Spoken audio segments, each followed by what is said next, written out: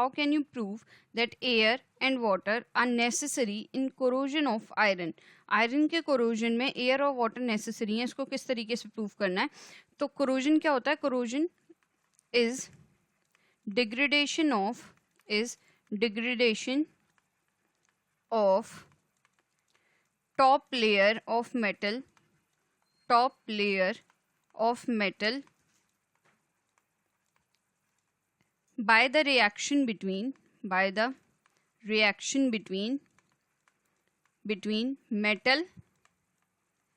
and the chemical substances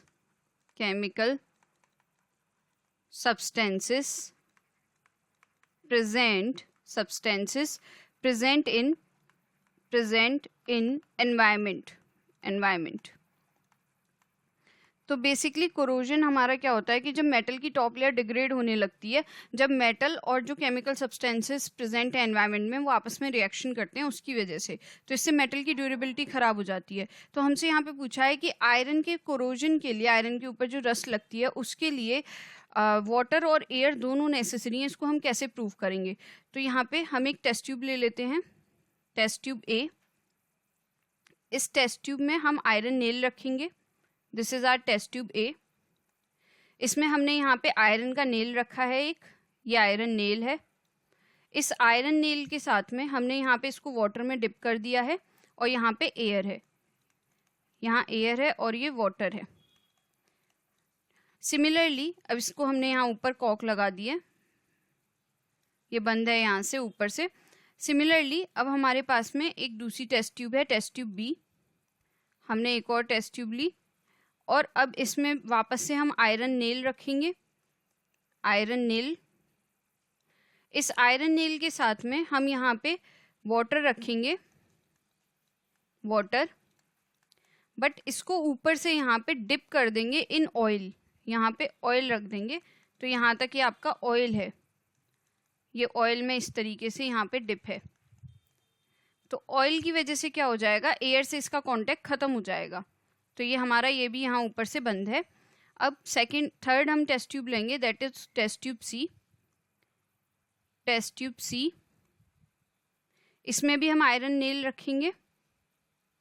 इसमें हम यहाँ पे एनहाइड्रस कैल्शियम क्लोराइड डाल देंगे. ये एनहाइड्रस कैल्शियम क्लोराइड है, ये जो मैंने डॉट डॉट से दिखाया है, दिस इज एनहाइड्रस. इसमें पानी नहीं है, इसी को बोलते हैं anhydrous. I will write it here, just a second. Anhydrous, hydrous और कैल्शियम क्लोराइड, CaCl2 है इसमें. ये हमारी टेस्ट ट्यूब सी है और इसको भी हमने यहाँ से बंद कर दिया है. इसमें एयर प्रेजेंट है, यहाँ पे इसको हमने बंद कर दिया है, यहाँ भी एयर प्रेजेंट है, ये हमने इसे भी बंद कर दिया. तो अब हम यहाँ पे क्या देखेंगे कि जो हमारी टेस्ट ट्यूब ए है इसमें तो रस्ट लगनी स्टार्ट हो जाएगी. टेस्ट ट्यूब बी में क्योंकि यहाँ पे ऑयल है, एयर की प्रेजेंस नहीं है, तो यहाँ पे रस्ट नहीं लगेगी आयरन के ऊपर. सिमिलरली एनहाइड्रस कैल्शियम क्लोराइड क्या करता है, वो वाटर को एब्जॉर्ब कर लेता है. तो यहाँ पे वाटर प्रेजेंट नहीं है, यहाँ पे सिर्फ एयर प्रेजेंट है. एयर भी ड्राई एयर है, उसमें मॉइस्चर नहीं है, क्योंकि मॉइस्चर होगा तो एनहाइड्रस कैल्शियम क्लोराइड ने एब्जॉर्ब कर लिया होगा. तो ये एनहाइड्रस कैल्शियम क्लोराइड ने यहाँ से वाटर हटा दिया, तो एयर की प्रेजेंस में भी आयरन पे रस्ट नहीं लग रही, खाली वाटर की प्रेजेंस में भी आयरन पे रस्ट नहीं लग रही.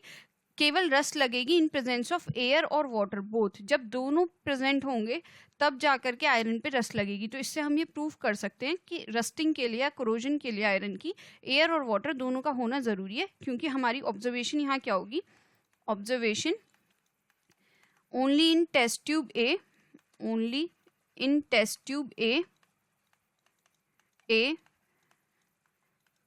rust will be formed. Rust हमारी सिर्फ टेस्ट ट्यूब ए में फॉर्म हुई, टेस्ट ट्यूब ए में ही फॉर्म होगी. बी में इसलिए नहीं होगी क्योंकि वहां पे एयर की प्रेजेंस नहीं है. In test tube B there is absence of air, there is absence of air and in test tube C there is absence of water,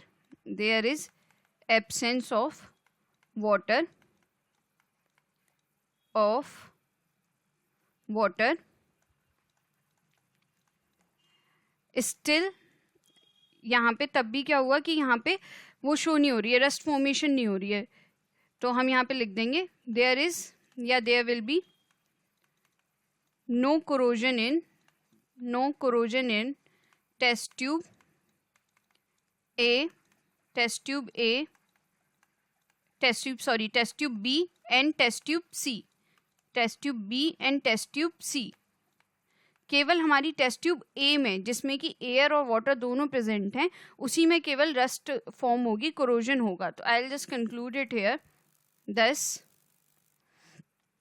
thus only in test tube A which has both air and water,